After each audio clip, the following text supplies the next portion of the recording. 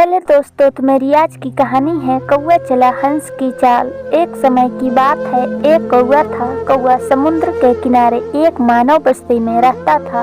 मानव बस्ती के पास रहने के कारण उसे खाने पीने की कोई कमी नहीं थी, जिससे वह हट्टा कट्टा और तंदुरुस्त हो गया था। कौवे को अपने शरीर पर बहुत घमंड था। वह सोचता था कि उसके समान बलशाली और कलाबाजी करने वाला दूसरा कोई नहीं है। एक बार कहीं से हंसों का झुंड समुद्र किनारे आया। हंसों के सफेद रंग और सुंदर शरीर को देखकर कौवा के मन में ईर्ष्या का भाव उत्पन्न हुआ। हंसों को नीचा दिखाने के उद्देश्य से कौवा हंसों के पास गया और हंसों के मुखिया से बोला, तुम लोग जिस तरह से उड़ते हो, क्या कोई पक्षी इस तरह से उड़ता है? तुम्हें तो उड़ना ही नहीं आता। अगर तुम्हें उड़ना सीखना है तो मुझसे सीखो। कौवा की बात सुनकर हंसों का मुखिया बोला, हाँ भाई, आप देखने में तो काफी हष्ट पुष्ट हो सकता है आप बहुत अच्छे कलाबाज और उड़ने में माहिर हो। हम तो बहुत दूर से आ रहे हैं और हमें कलाबाजियाँ नहीं आती, हमें तो सिर्फ उड़ना आता है। हंसों के मुखिया की बात को कौवा बोला, अगर आप में साहस है तो आप मेरे उड़ने की प्रतियोगिता करो और मुझे कलाबाजी और उड़ने की कलाओं में हराकर दिखलाओ। कौवा की घमंड से भरी इस तरह की बातों को हंसों के मुखिया ने नजरअंदाज करना चाहा, किंतु कौवे के बार बार घमंड में आकर कहे शब्दों के कारण हंसों का मुखिया कौवा के साथ प्रतियोगिता करने के लिए तैयार हो गया। इस प्रतियोगिता को देखने के लिए आसपास के सभी पक्षी एकत्र हुए। प्रतियोगिता शुरू हुई। प्रारंभ में तो कौवा अपनी तेज गति से उड़ान भरता है और कलाबाजियाँ दिखलाता है, किंतु हंस अपनी धीमी गति से ही उड़ता रहता है। कौवा हंस से कुछ आगे निकल जाता है।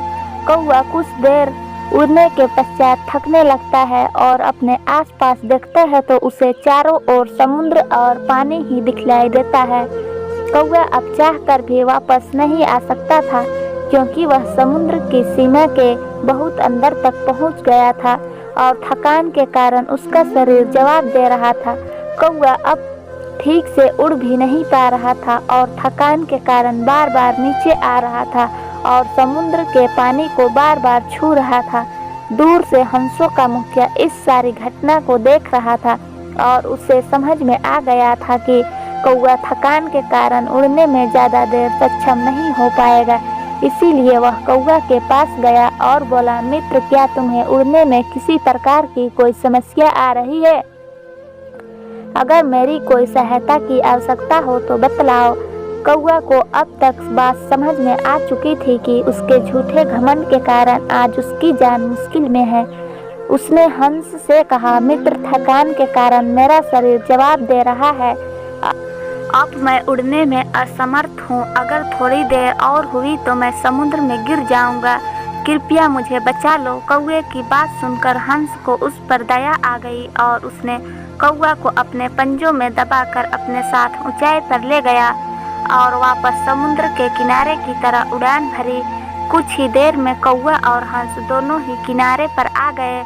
कौवा ने सभी के सामने अपनी गलती पर हंसों से क्षमा मांगी। इसी को कहते हैं कौवा चला हंस की चाल, और अपनी चाल भी भूल गया। तो इसी के साथ मेरी आज की कहानी खत्म हो चुकी है। तो मैं उम्मीद करती हूँ ये कहानी आपको पसंद आई हो, और कहानी पसंद आई हो तो वीडियो को लाइक शेयर ज़रूर करें, और नए हैं तो चैनल को सब्सक्राइब करके ज़्यादा से ज़्यादा सपोर्ट करें। वीडियो को पूरा देखने के लिए धन्यवाद दोस्तों।